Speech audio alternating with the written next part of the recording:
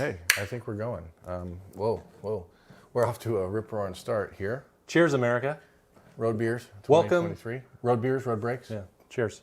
Welcome to Indiana, boyhood home of Lincoln, I'm told by every license plate that I followed on the way in. Welcome back to another year of Road Beers, we picked this up, Brewlink. I have Ronaldo's Hefeweizen. Birm has a Lucid IPA. We went to Nye Brewing for dinner, fantastic. So that's the Road Beers part. Road Breaks are also back for a second year, thanks to Card Collector 2.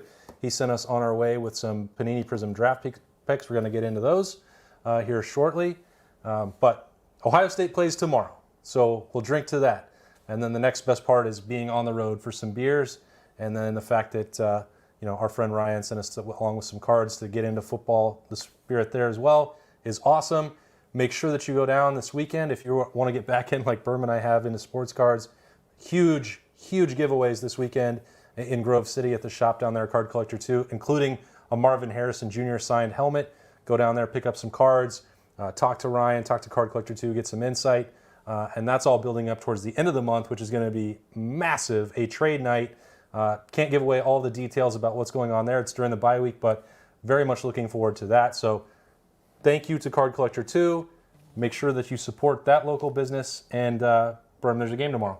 There's a game tomorrow. Obviously, Ohio State, Indiana, 3:30 on CBS. That's a little different for everyone. Before we get started, I just want to say thank you to everyone that has been incredibly gracious and supportive of me and my family in the last few days, and it means the world to me. So thank you for that. I'm going to try to not be emotional right now until we get into like questions about mowing the lawn or something like that, which maybe is a little bit different. But it's great that the season is here. I'm so glad we get to do this. Ryan Johnson at Card Collector 2 has been very, very gracious with us and letting us work with him and help promote their brand and doing the same for us. And for everyone watching already tonight, which is awesome. There's over 100 people at 10 o'clock on a Friday night when there's football on. Thank you. We literally could not do this without you. And as I said, the last couple days especially have been humbling for me and my family and everything we're going through. So thank you for your support. Beyond that, we should talk about beer and football. We're watching Georgia Tech and Louisville right now as Michigan State pulls away from Central Michigan. We flipped. Took them a while. Yeah, it took them a while. It's what you expect. I think we're looking. What, from Mel Tucker or just like an opener? There's 3 Big Ten teams that have played so far. We watched Minnesota and Nebraska on Thursday night. Awesome game. Not exactly like. Is that the right word for it? I mean, it was a game. It was a game. And it was awesome to watch football. So therefore, it was an awesome game. Okay. It was pretty par for the course for Nebraska, who continues to find ways to lose games they should never lose. And kudos to PJ Fleck in Minnesota for winning a game they probably shouldn't have won. But hey, maybe Scott Frost wasn't the problem. Yeah, I mean, I don't know. I mean, I watched that game last night and thinking, hey, there's no way Nebraska's going to lose this one. And then they found a way to. But I think you had to be impressed by the fact that they looked much more competent for the most part than they did a year ago, and at least they didn't lose because of a stupid like onside kick or something where you're like, what are you doing here? They got Minnesota receiver made an incredible catch, and you sometimes you lose a game like that. I was stunned watching Florida last night. I thought they looked slow, which is not what you expect out of any Southern real Florida-based SEC team. So they just looked slow. I think the worst part about that game for Florida is that you'd like to leave it thinking that Graham Mertz is your biggest question mark, but I don't think he is.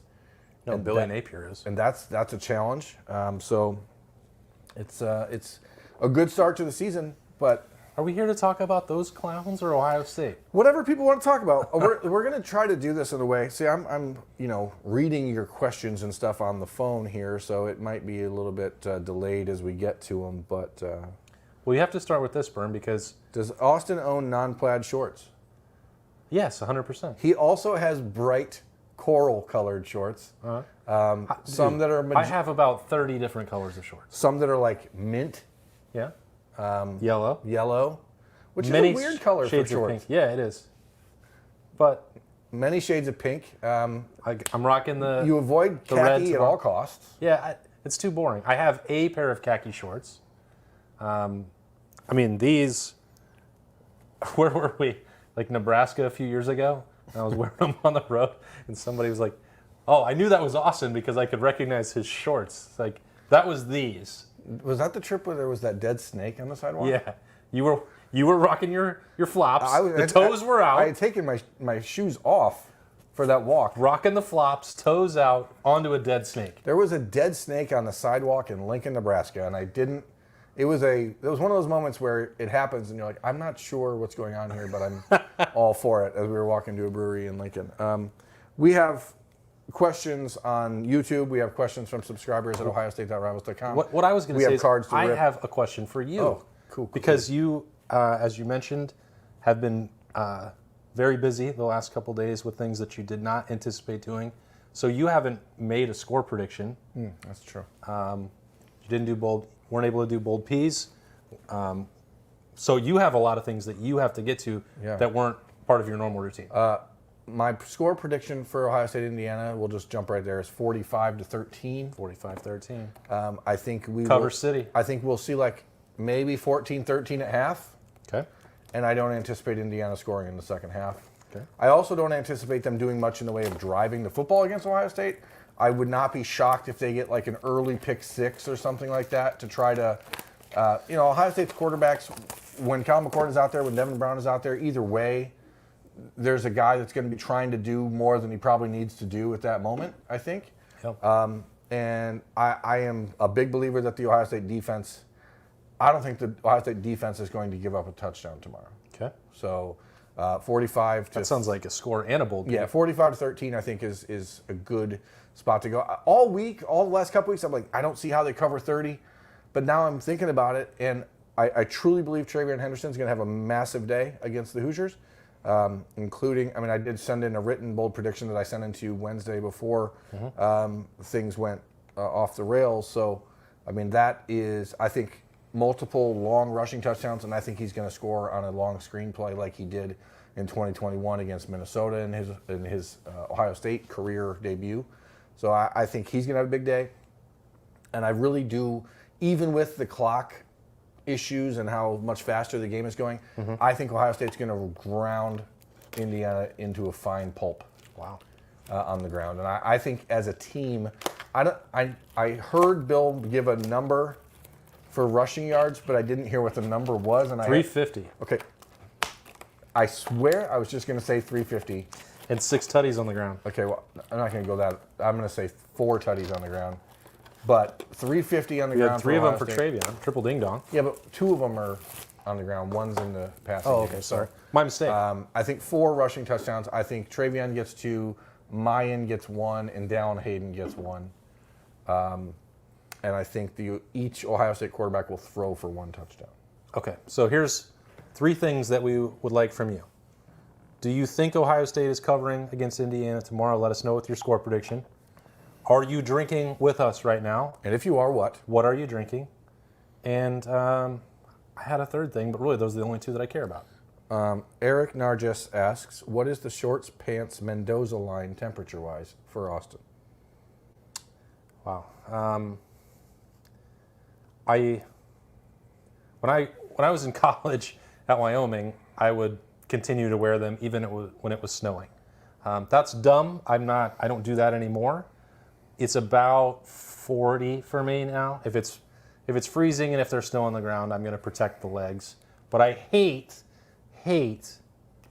wearing pants. It's actually funny. This morning at home, I woke up and we had the air off the last couple nights because it's been really nice out and the window's open. And I woke up this morning and in the house it was like 63 degrees and walked out of the bedroom and my wife was working and I went back into the bedroom and I grabbed a pair of pants. Oh no. And I was like, I hadn't worn pants in months. And so I was at a point where I'm like, I don't even know, do people who wear pants sit down?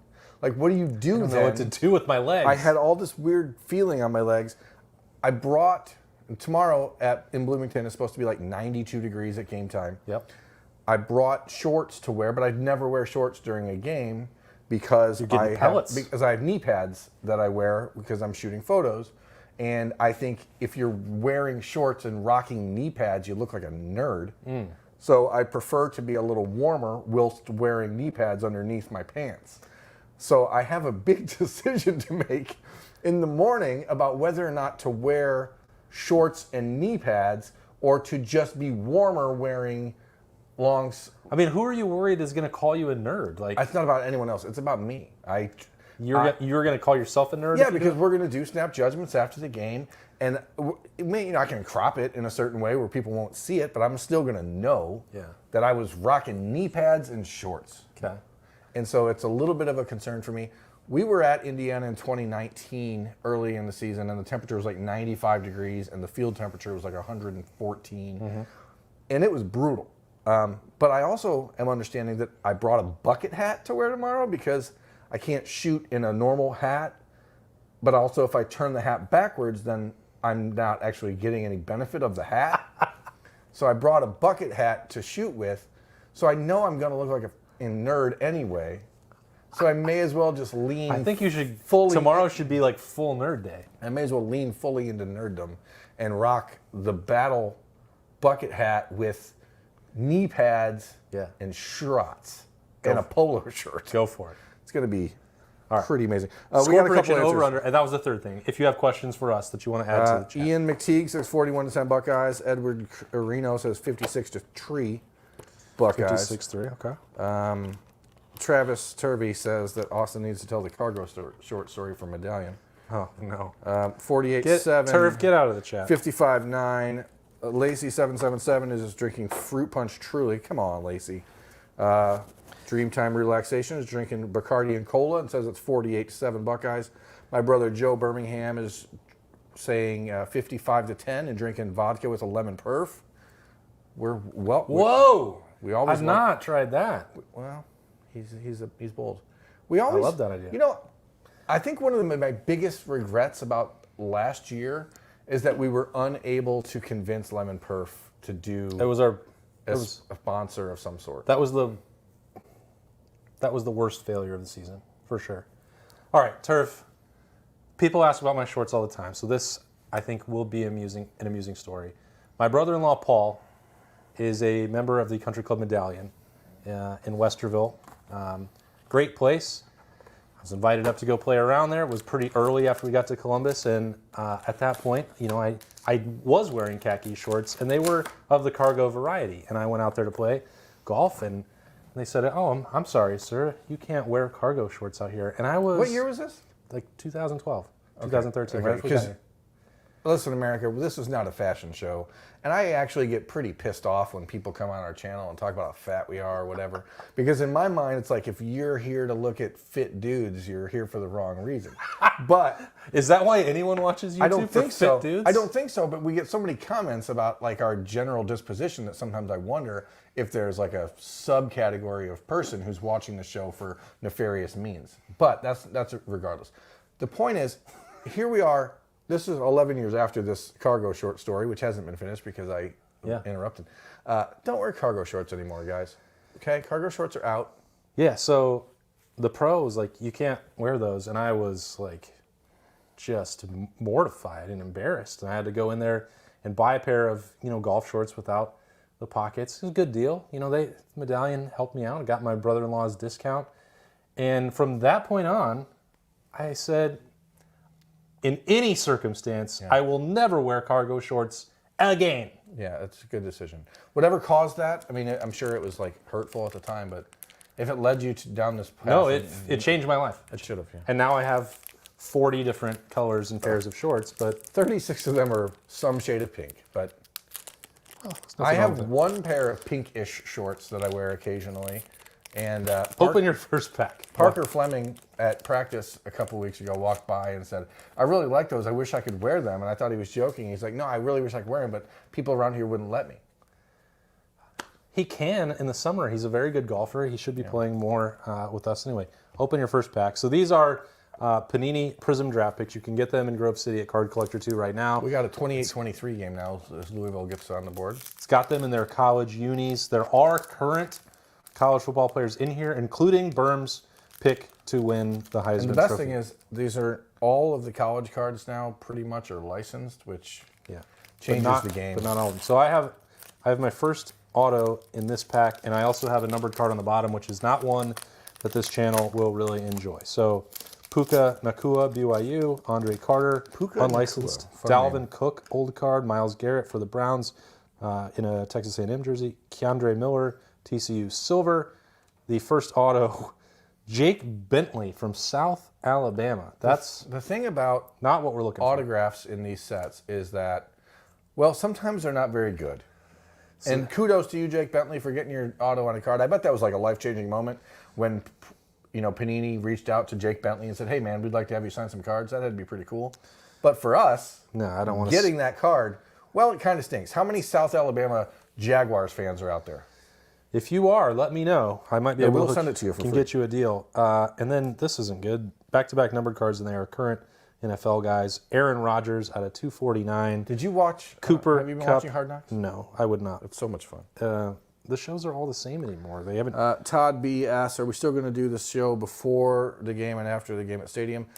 Todd, we will be doing the Keys show live tomorrow from Bloomington before the game, probably about 1:30 once we get the Ohio State availability report.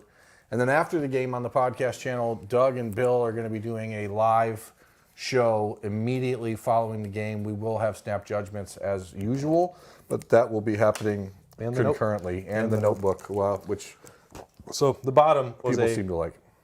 blue cracked ice of Charles Woodson out of 99. So don't think anybody is going to be in a big hurry to grab that.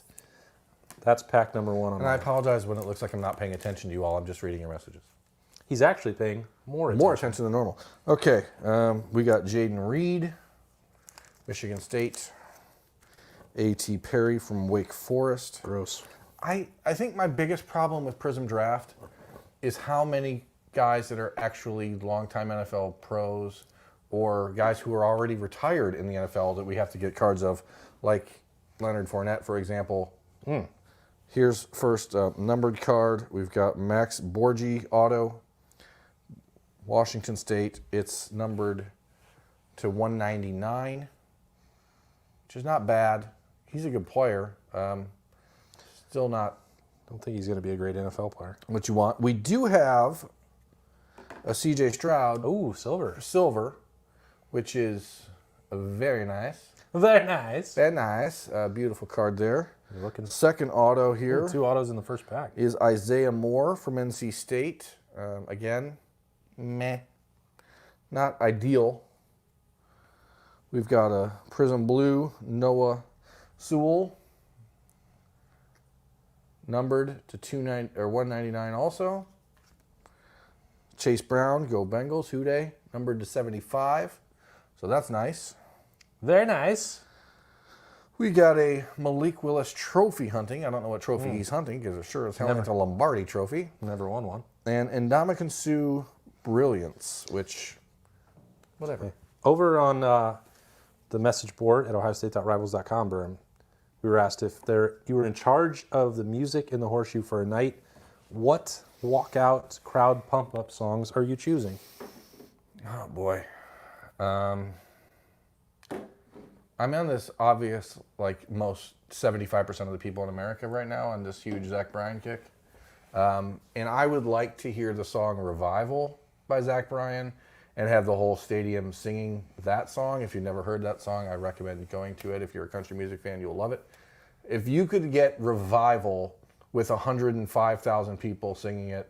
Well, he will next June. Next June 22nd at Ohio Stadium with Turnpike Troubadours. That is like, it's like our fantasy, like, football lineup of concerts. It's about as good as it gets for Austin and I.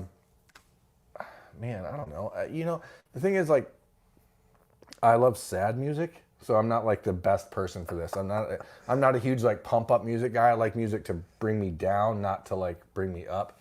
But if there's one, Yeah, Your music selection is usually a buzzkill. I like melancholy in my music because that's the only way my brain slows down generally is if I get that. One of my favorite get amped up songs is All These Things That I've Done by the Killers. And that's one where I think the whole, again, I think about 105,000 people and the part where it goes, I've got soul, but I'm not a soldier. If you get 105,000 people doing that at one time, that'd be crazy, and I'd be into that. Because everyone hears Mr. Brightside in every stadium, but you go to that song, and the beat on that song would be phenomenal. Mr. Brightside, as a song, is wildly overrated. Oh, I agree. I mean, we shouldn't be listening to it in any situation. It should be illegal to listen to Mr. Brightside, is what I would say. The song that I used to listen to that got me jazzed out of my mind was Fuel by Metallica. Give me fuel. Give me fire. Give me fire. Give me that which I desire. Huge. You get and then just that driving guitar riff. That if that doesn't get you going, you're probably not living. You don't have a pulse. I would want to hear that. And then I think it would be cool because what was the bizarre Diddy song that Ohio State switched for the song walk-in? "Don't Shine Forever"? That was. That is the walk-in song. It's bad. At the moment, the sun don't shine forever. If it's mine, we're gonna. I don't know.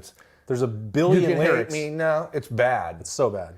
But they changed it last year in the midst of all the Kanye West controversy. They had Kanye. What's that song? Nah, nah, nah. My money, right? Whatever. I'm not a big Kanye fan. I'm not a huge Kanye fan, but I do. I don't know. I think that they're. Whoa! I like stadium rock. Give me stadium rock. So what they should really use? "Shake It Off" by Taylor Swift. No. No. They need Stone Cold's music. Imagine the glass breaking. If you have the glass, that should be when they're walking in the stadium. Yeah. That, instead of. Yeah, if they did that when they walked into the stadium instead of this latest song by, or not latest, because there hasn't been a latest song by. I hope they changed it from last year because that was really horrible. We have purple cracked ice auto. Hopefully this is somebody good that we actually recognize. Metallica is the best hands down band there is to see live. Sounds just like the CDs.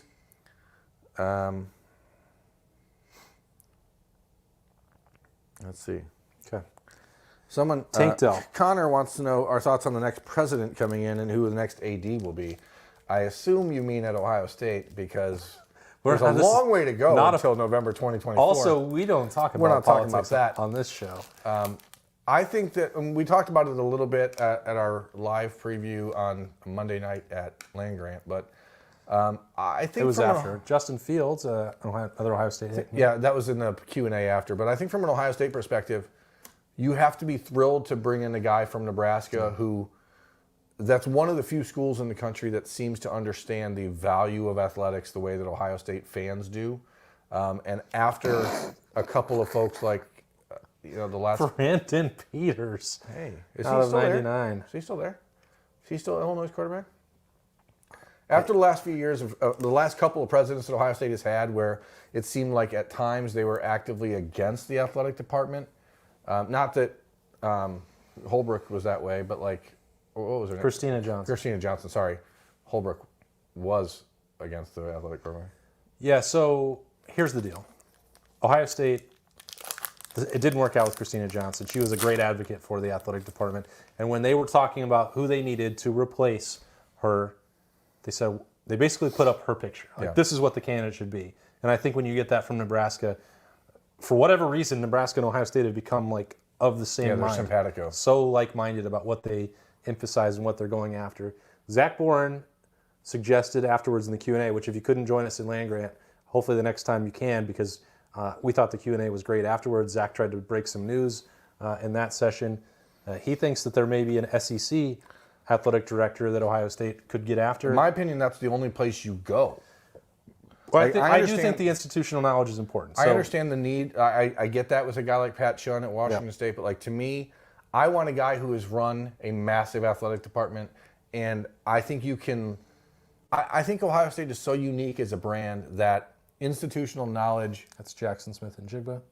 Trophy hunting. institutional knowledge can take you a ways, but everyone knows about Ohio State. And Yeah, but running it is different. There's 36 sports. Like nobody, even if you're in the SEC, that's not the world that they I live was in. asked to show the CJ Stroud up close. I don't know that I can really do that, but I'll try to stand up here and take it to the max for you. Just don't kick over that beer. Look at that left foot. Be It's- careful. It's a beauty. Silver. Austin just had a Jackson Smith and Jigba. I've got one to start my second pack, a base Jackson card. Base Jackson. Butte. Chris Rodriguez from Kentucky. This card is odd because it does not look to be licensed. Yeah, Kentucky and Georgia do not have their license in this set. I don't know why. That's all you need to know about those SEC punks. Terry like you can get Bradshaw, Will Levis cards. black and white Terry Bradshaw. Why? But why though? Yeah. Jerome Bettis. But why though? DJ Moore. But why though? It's a silver. But why? We got an auto of Cedric Tillman, signing day, who is, unfortunately, because of some injuries that he had in his last couple of years, was overlooked by Jalen Hyatt and others, but he was a better receiver. He's with the Browns, isn't he? I don't know, but Jalen Hyatt is not good. Let's see. We've got... That's my hot take for the night. which refractor is this? Xavier Hutchinson out of 249. Blue Wave, it appears. Keyshawn Butte out of nothing, not numbered. Chase Brown Hype, not numbered. And a Jackson Smith and Jigba Prism Break. That's cool. There's no map on his body, but that'd be cool if there was. Prism. Yeah, Gotcha. Yeah. Get it? It's really funny. Find us another question. Yeah, the Browns did get Jokester. Tillman. Jokey Let's joke see. man. Who did Zach B say was a potential AD? He didn't tell us. Did not say. He said that he's heard it is going to be a prominent SEC athletic director. And so I guess if you want to read between the lines, you can do that because there are, two prominent SEC programs. I guess there's 3 or 4, depending on who you ask. But Nobody is leaving that post at Alabama. Nobody's going to leave that at Georgia. I will continue to try and get more information on that. Zach was not trying to name names or cause any trouble. And if I get any insight on how the athletic director search is going, I will certainly share that. Who else would you even be talking about? Like Tennessee, Danny White. I mean, we all heard initially that Pat Chun from Washington State was probably the favorite, but there's a lot of time to go, and the new president will have some input in that. Well, I think that there's a real risk in saying somebody is the favorite at that point because there wasn't a president in place. Right, it does make sense that he'd be the guy that everyone would just leap to. Austin, Yes. Dreamtime Relaxation asks, what are your thoughts on ACC expansion today? I have no idea what the hell he's talking about. I don't know if there was ACC There expansion is, today. yeah. They went to the Bay Area and SMU. SMU? SMU. Ugh. And- SMUAC. I I'm mean, that's a weird choice because eventually they're going to lose Florida also- State and Clemson. Well, this may accelerate that because Florida State, Clemson, and North Carolina said, we do not want this. They're the ones that are also pushing for the different revenue distribution, and they voted against it. And the ACC, the rest of them, like, you know what? Forget about your thoughts on this, which is crazy. They're the ones that they need to sustain the league. It's super dumb for all the reasons that we've already talked about with student athlete welfare. I know that that's kind of a joke, but even from a football perspective, it doesn't help the ACC to be on the other end of the country. There's only 2 of them that are going to be in California. That is true coast-to-coast travel. Who does it benefit? To me, nobody. It's another sign that we are You headed said towards California? Yeah. Like the Bears. Why wouldn't they just create their own nerd conference with Cal, Northwestern, Duke, Now you're just fantasy drafting. Michigan? Why not just have a nerd conference where you play football, kind of, but then at the end of the day, it doesn't matter if you win or lose, you stand up and say, our GPA is higher and you suck it. I mean, yes, a lot of us would like that, but it's not, All right, not ever fair. going to happen. All right, whatever. Who cares? How do you see the carries distributed among the backs tomorrow? Ooh, good question. I'm of the mindset, David, Green, Shield, that Travion Henderson will get more than 50% of Ohio State's carries throughout the season. So I'm going to lean heavy into that tomorrow and say that he gets 65% of the meaningful carries. How you break that down in your mind is up to you, but I think that he's going to be the guy, as long as he's healthy, which he is. I'm telling you, I haven't heard coaches give this sort of like glow up to a single player in a while for what he did in this offseason. And I know from talking to Trey how frustrated he's been at the way people have doubted him and felt that he was all of a sudden a bad player because he was playing on a broken foot a year ago. And again, we've been very vocal about the fact that we blame Ohio State for some of that because they didn't do a very good job of telling people the extent of his injury. But I'm a big believer that we are going to see a hefty amount of Travion Henderson tomorrow. And he is going to be talked about nationally after this week as oh yeah, let's remember that this kid was really freaking good. Yeah, you also don't want to. So there were two autos in that pack for me. Xavier Valade, he's a traitor. No one should ever respect anyone who leaves Wyoming to go play at Arizona State. And Reed Blankenship from Middle Tennessee State University.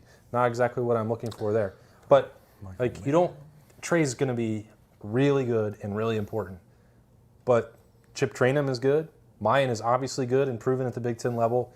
You know, Evan Pryor, healthy. A lot of people buzzing about the way he played in camp. Orion Vance from Iowa State out of 99. Who are these people, This has been a bet. I got another black and white Terry Bradshaw. Oh, good. This one is numbered to 299. Very bad. Brian Dawkins, Prism. Oh, Bill Landis special. A.T. Perry, Jameer. These Prism draft picks we've heard good things about. This pack, these two boxes have been slightly disappointing. Yeah. Well, they're not all winners. I think that's an important thing to keep in mind. Card Collector 2, Ryan Johnson will be the first to tell you. Not every box is going to be an investment in your future. Zinter asks, is the real reason there's no clear-cut QB yet is because they have two very good QBs who are both ready to lead Ohio State, which is just a different dynamic than they've had in recent years? I tend to lean towards yes, because they're different, but they were each five-star players coming out of high school. They were both state champions coming out of high school. They're both ranked the number 5 quarterback in the country coming out of high school. One of them has been at Ohio State for 3 years. One's been for 2. Physically, I would like to tap the brakes on the 3 years. That's been very common for people to say. well, I mean, it's true. It's not true. He has been there for 2 seasons. 2 seasons. Okay. So 2 full years, and this is his 3rd year. People keep making this, Well, 'cause he when got they there in talk about it, they say, January, yeah. well, he's been here 3 years. That's not true. He's not been here 3 years. This is year 3. This is usually when people make the jump. True. He'll be here 3 years in January. That's correct. Yeah. So, and this is not to make an excuse, make a push for Kyle. There's been a lot of conversation this month that I feel that's the pick that has to be made for Ohio State.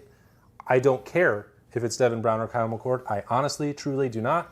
They have to play the quarterback who is best for them. But when there's been on this talk, well, tiebreaker has to go for the younger guy. You need him for 2 years. Like, Kyle McCord is in his 3rd year. All right? Not all of camp was great for him. We're just going to lay that out there. That's a fact. At the midway point through the first scrimmage, Devin Brown was playing very well. When Ryan Day is talking publicly about who went ahead, he was talking about Devin Brown. Kyle McCord battled back, reclaimed that lead, pushed forward at the end, and you have to give, I think, him credit for that. They both deserve credit for the way that they played in August. Devin Brown making that battle more competitive than I may have anticipated it being, and then Kyle McCord for responding to that challenge as camp went on. I think you can say that they both pushed themselves, and that decision did come down to 2 guys playing better at quarterback and making the decision harder. But think about a true freshman version of Kyle McCord going out there and playing, and he didn't have the benefit of just sitting there and learning and developing and soaking up the offense and not having to have the pressure. Yeah. He was the backup quarterback for that team. Like, okay, that's that's hard. That also helped accelerate some of the growth that I think you're seeing right now at the end of camp. But I want to push back just on that specific notion because people say that all the time. Well, he didn't make that jump through 3 years. This is year 3. Yeah. I think that, and I've said it before, it sounds simple and stupid, but I prefer having more good players than less good players. So Why? Well, I think that if you have more good players, you can win more games. Okay. And that's especially true at quarterback where you have multiple good players. I think that Ohio State can win the national championship with Kyle McCord. I think they can win the national championship this year with Devin Brown as long as they get protected up front and as long as the rest of the guys around them are healthy. I think it's very important to understand Ohio State won a national championship with Craig Krenzel at quarterback. Craig Krenzel was not a dynamic passer. He was not a dynamic rusher. He was a good leader who made things happen when they needed to happen. I think both of these guys have a chance to be exceptional if possible. And it do helps. you think the QB competition would have been even more undecided if Quinn Ewers had stayed, or do you think it would have gone a different way? If Quinn Ewers had stayed, one of these two guys would not be there at this point, or Quinn Ewers wouldn't be here at this point. So I mean, I guess it's whatever. Boston, who is your favorite personality on the team who doesn't get much time in front of a microphone? Ooh. Aaron McComas asks, it's not possible to super chat. Not yet. We have decided to keep all of our stuff on YouTube for free. Who's my favorite? You spilled the beans Stevie B? a week and a half ago about my chat with Hero Canoe, which is my favorite interaction probably that I've had with a player in a long time. Hero Canoe is great. So, as Birm alluded to, I picked him on the stock watch because he and I passed around the soccer ball for a little bit, talked to him for like 15 minutes after a They practice. kicked it around. Let's be clear. You don't pass in You do soccer pass. because Those you are- no, only those- pass with your hands. No, they that's- kicked it to each That's other. incorrect. Those are still passes. Soccer's stupid. But Hero Canoe is great. And when he gets in front of a microphone, I think people really enjoy that. I think people are the block O. He's going to be in front of the mic a lot more. Xavier Johnson has been one of those guys for me for a long time. He's incredibly bright and has a lot of thoughts and a lot of interests that are not football related. We know how cool his story is, the walk-on and playing multiple positions. But even setting that aside, I think that I just really enjoy talking to him and finding out the things that whatever his latest thing is, which this summer was, working on real estate and dabbling in that stuff. So I thought that was pretty cool. I get a huge kick out of Tommy Eichenberg. And when you're talking about when the microphone is not on, he's a different person. Those are rare right there. That's a Venom. I don't know much about Will McDonald's value. That's a first-round pick for the Jets. He was on But his Hard value, Knocks. Yeah, his value, I know. Well, sell that right now. Tommy, Cade, and Steele are in front of a mic, so I think people are aware of that house and that relationship. But Hero is climbing up on that list.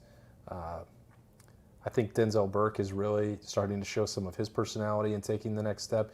I haven't spent a ton of time with Jordan Hancock, but I know you've had a lot. I love Jordan Hancock. He's extremely bright. I think that even though, I think in some guys we are fortunate enough to have a better relationship with him than some of the majority of the beat. But like Josh Fryer is great. Oh, yeah, for sure. Yep. Josh Fryer is great to talk to, and he's just as comfortable with himself off camera as he is on camera, and that's really awesome to me. Obviously, everyone in the Ohio State media world has seen in the last year what Steel Chambers is when you put him in front of camera. And I think Lathan Ransom is awesome. People don't, I don't know, because he's been a starter for almost 3 years now, and people maybe get sick of talking about him, but Lathan's a great, great kid who, when you just sit him down and talk, he's always engaging, always intelligent. Like, there's nothing about him that you would be like, oh, I don't want to hear from this kid. Sure. And then I don't know. There's so many great. We are extremely spoiled covering Ohio State. Like, this team is full of just awesome kids. Emeka Ibuka is awesome. Like, just an incredible. Cody Simon is awesome. Yep. Court Williams is awesome. These are great people who Ohio State fans should be thrilled are representing their program. like thrilled. All right, get us one more. Here's better than any of my autos I hit probably. Right now, there's so much buzz about Anthony Richardson that a red out of 299 parallel for him may be the best thing I got out of that box. That's the way it goes sometimes. How worried are you about left tackle? Be honest. Not especially. I mean, I'm not going to say I'm not worried, but I also want to see tomorrow before I have a real opinion, because we got to see 2 fall practices and 4 full spring practices, 5 full spring practices. Josh Simmons was not there in the spring, and the 2 fall practices we got to see, he was working at right tackle. So we have no real idea. Little okey-doke there. So we have no idea. What we do know is that Ohio State seems pretty confident that he's a better fit at left tackle than he is at right tackle. In like the list of Ohio State assistant coaches in the last 10 years, who I have no doubt about his competence, Justin Fry is very near the top of that list. And so it's hard for me to dismiss his opinion on this matter out of hand. So I'm going to wait until roughly this time tomorrow before I have a real opinion on Josh Simmons at tackle. I think they also really stumbled into, a lot of you who have followed Birm and I know that we've talked about Keenan Bailey's importance to Ohio State for several years and that he would get promoted to full-time at the first available moment. I think Mike Soleni is somebody else they kind of lucked into. He had a taste of full-time experience at Florida briefly when they were in a transition and Mike Soleni was there. This is a guy that's very highly thought of in the profession as one of the next big ones up. I think in some ways the Buckeyes were lucky to keep him for another year. Well, that's the rub, right? I mean, we're talking about tomorrow. I don't mean to interrupt you, but we're talking about tomorrow, and there's this belief, in some ways, in a lot of ways, this is probably Tom Allen's last year at Indiana. And if Ohio State goes out there tomorrow and beats them by 40 or 50, the early season discussion about moving on from Tom Allen is going to get a lot louder. And we are all of the mindset that Justin Fry is probably the most likely early candidate. And then Mike Soleni becomes pretty damn important for Ohio State because while you'd think they would go out maybe and get a big name offensive line coach, they love what Mike Soleni's doing, and Justin Fry would be just as likely to try to bring him here to Indiana. So it could be a fascinating couple of months for Mike. But he's awesome. The problem they couldn't afford. Indiana could not afford to bring Mike Soleni. Yeah, they couldn't afford to pay him what Ohio State would for sure. Which is important. All right, let's take one more. Uno mas question. Yeah. Any OSU alum in the NFL that you guys stay in contact with? There's a lot of them that we stay in contact with. The best. The best is Terry McLaurin. He's the greatest. Talk to Sam Hubbard fairly regularly as a Bengals fan. I think he gets annoyed with me because sometimes if I have a few home beers during Bengals games, I sent Sam. If you do? Yeah, I sent Sam a kissy face emoji after the touchdown against the Ravens in the playoffs. I don't think he loved that, but it was worth it to me. Definitely enjoyed. He acknowledged it though. Yeah. He didn't leave you on red. Definitely enjoy talking to those guys. I think one of my favorite memories of the 2022 season was the Notre Dame game and how many guys came back for that game, and it's just a really cool opportunity. I mean, like Raekwon McMillan, when you see him, like it's always like true like love for guys like that. We love JT Barrett when we get a chance to talk to him, but there's so many that have been back and forth. So, and what you said about the current roster applies to the last several years. Just very good dudes. And I would be concerned if you and I did not have a bunch of those NFL, or even guys who don't make it to the NFL, Buckeyes that we've covered who, if they didn't want to ever talk to us again, I'd be like, whoa, what the hell are we doing wrong? Yeah. We got to fix that, because I think the relationship with the people that we cover and the people that we have covered is by far the most important thing that we can possibly do in this line of work. It would be an injustice. Say, the ones that call me or you homers for the team that we cover. Yeah. I mean, I don't really care if people call me. I do my job honestly, but I think it's most important to shine a light on the people that we cover. They're putting their bodies on the line. They're For many years, they weren't getting paid for that at all. They have really cool stories. They're awesome people. And I want to tell their stories first and foremost. And, they work really hard to win games, and they win a lot of them too. So if they leave and they're like, I don't want to talk to that person ever again, I would have to really question the way I'm doing my job. Yeah, I don't, again, I've made no bones about the fact that I grew up an Ohio State fan. I rooted for Ohio State my whole life. It is different when you cover the team and you get to know these people. I don't know that I would consider myself to this day an Ohio State fan. I am a much bigger fan of the people that I get to know in this business because of how great they are as individuals than I am the program in general or rooting for the team to win games or whatever. There's been 2 times in 10, 12 years now of covering the team where I have felt like that inner fan try to sneak up and be heard. And that was the 85-yard touchdown run by Ezekiel Elliott against Alabama and the Curtis Samuel touchdown against Michigan in 2016. The only 2 times where I was like, oh my, what just happened? Holy shit, like this is going Whoa! Oops, sorry. Like this is going on. Like I can't believe I'm here for this. Like those are the only 2 times that's really ever happened. So I'm going to right now tell you, America, that Birm is lying. what? And do you know why?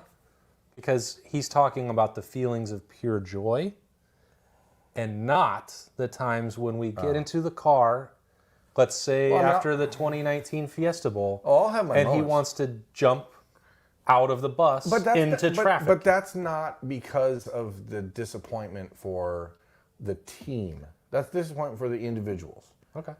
And I do think that's different. Like the 2019 Fiesta Bowl was also like What about when you're like going in the car going, I can't believe they just stole that from these guys. Well, yeah, that game is a bad example. What about the days when you're like And every Michigan game I get a little bit anxious and antsy. Louisville now leads Georgia Tech with 8:08 to go in the game. the game that all of America cares Like, about? I don't make any bones about I hate Michigan. Like, I hate them. I can't get that out of my bones. That's like asking the sun not to shine or the wind not to blow. I hate that program. Yeah. And that's it. I'm grateful that people who are in like the early 20s now in their life are starting to realize why it's important to hate them. Because I think that there was some spoiledness happening in the fan base in the last few years. Where people, oh, well, we're never going to lose this game. The Buckeyes can't lose the bit. Yeah, we can. Don't bring me for in. years. Don't bring me into this. For years, this into guy's like, this. well, Ohio State's never lost to Michigan since I've seen him, so how can I ever think it happens? Like, it's going to happen, and when it does, it's ugly, it's weird, it doesn't feel right, but it is real life. Yeah, 2021 was pretty ugly. And then I had to acknowledge that it could happen. Yeah. All right. There are tons of comments in there, tons of questions. That's crazy. We've got 300 people on the live stream right now at 10:40 on Friday night, which is awesome. We're going to do this show every day we go on the road this year. Not every day we go on the road, but every Friday night of road games this year. And try to just have fun and give an opportunity for people to get to ask us a little bit more of the casual question.